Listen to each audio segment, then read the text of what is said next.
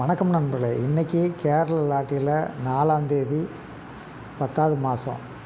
இதில் நம்ம தெரிஞ்சுக்க வேண்டியது என்னென்னா, சில விஷயங்கள் இருக்குது. இந்த வீடியோ ஸ்கிப் பண்ணாமல் கடைசி வரைக்கும் பாருங்கள். கொஞ்சம் கூட ஸ்கிப் பண்ணிடாதீங்க.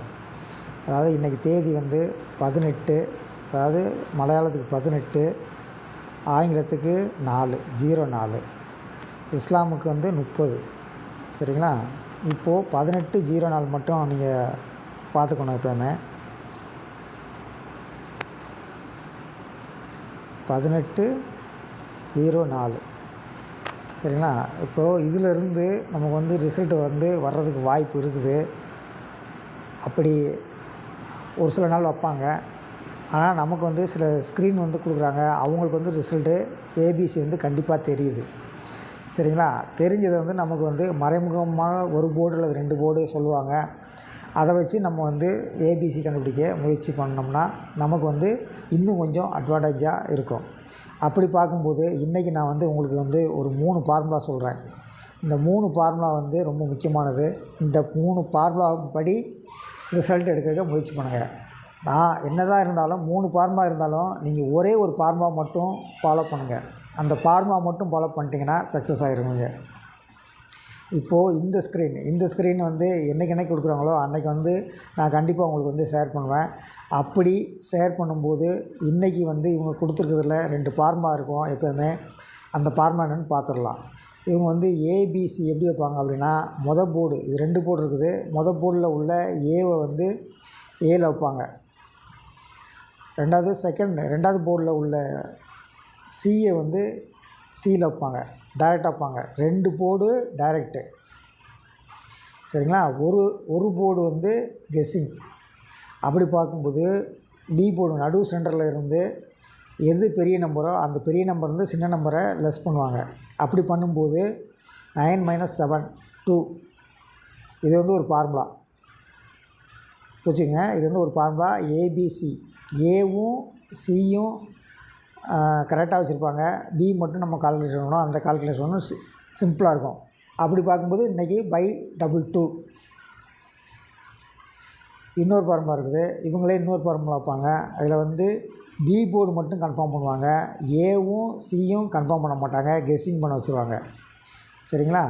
அந்த ஃபார்முலா அப்படி பார்க்கும்போது இந்த 1ங்கிற நம்பர் எங்கே இருக்கோ அங்கே மைனஸ் போடுவாங்க. அதாவது இது சி போர்டு இன்றைக்கி உட்காந்துருக்குது. சி போர்டில் 2 இருக்குது. இந்த 2 - 1 தான் சி போர்டில் இவங்களுடைய கால்குலேஷன் படி ஒரு ஃபார்முலா. இதில் ஏ கெஸ்ஸிங் தான். பி டைரெக்டாக இருக்கும். 7 அல்லது 9. அப்படி பார்க்கும்போது இந்த இடத்துல 7 இருக்கணும். சரிங்களா? ஏ போர்டு என்ன பண்ணுவாங்கன்னா, இந்த செகண்ட் கெஸ்ஸிங்கில் இருந்து உள்ள பி போர்டை தூக்கி ஏ போர்டை வைப்பாங்க. அப்படி பார்க்கும்போது 9 7 1. இது 2வது ஃபார்முலா. சரிங்களா? இப்போ 2 ஃபார்முலா. இந்த போர்டில் ஈஸியான ஃபார்முலா 2 ஃபார்முலா. 2 ஃபார்முலாவில் கண்டிப்பாக இறங்கும். ஆனால் ஒரு வாரத்துக்குள்ளே இறங்கும். அப்படி இறங்கும். அதனால் நீங்கள் ஏதாவது ஒரு ஃபார்முலாவை ட்ரை பண்ணுங்கள்.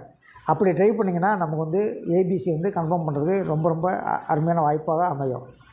இவங்க ஒரு நாள் இது 4 போர்டு டிஏபிசி. ஒரு நாள் டி போர்டும் சி போர்டும் பாஸ் பண்ணாங்க. அடுத்த நாள் என்ன பண்ணாங்கன்னா ஏ போர்டும் சி போர்டும் பாஸ் பண்ணாங்க. நேற்று இவங்க என்ன பண்ணாங்கன்னா பி போர்டும் சி போர்டும் பாஸ் பண்ணியிருக்காங்க. இன்றைக்கி என்ன போர்டு பாஸ் பண்ணுவாங்க? அதாவது இந்த ஸ்க்ரீன் பார்த்துட்டிங்கன்னா நீங்கள் பிசி ட்ரை பண்ணுறவங்க அதை வாரத்தில் 1 நாள் 2 நாள் அந்த பிசி டைரெக்டாகவே இறங்கும். நேற்று டைரெக்டாக இறங்கியிருக்குது.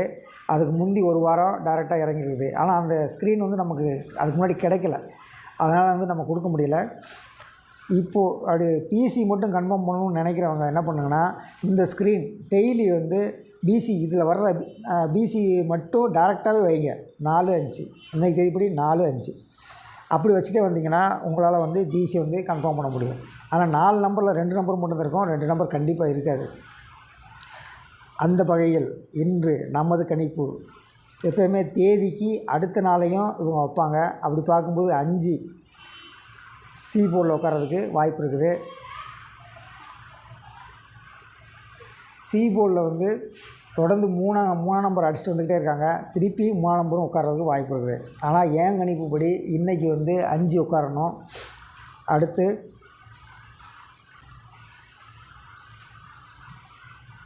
ஏ போர்ட்லேயும் இங்கே 5 உட்காந்துருக்குது. அதனால் ஏ போர்ட்லேயே 5 வரும்னு நினைக்கிறேன். சி போர்டில் 5 வரும்னு நினைக்கிறேன். பி போர்டில் என்ன வரும்?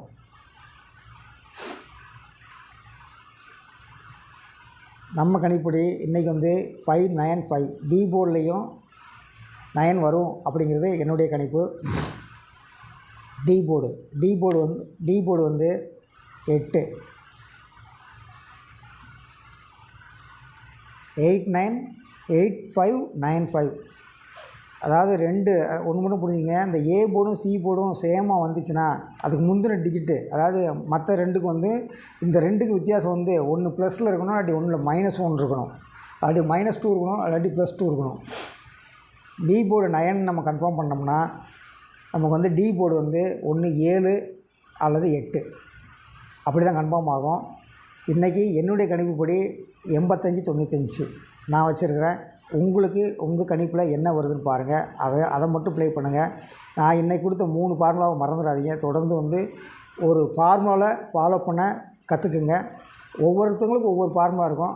அதில் எந்த ஃபார்முலா ஈஸியாக வருதோ அந்த ஃபார்முலா வைங்க. கண்டிப்பாக வந்து ரிசல்ட் ஒரு நாள் அந்த ஃபார்முலா வந்து உட்காந்தே தீரும். நன்றி, வணக்கம். எனது கணிப்பாக மட்டும் பாருங்கள். தொடர்ந்து இணைந்தீர்கள். நம்மால் 4 டிஜிட் கண்டிப்பாக வைக்க முடியும். நன்றி, வணக்கம்.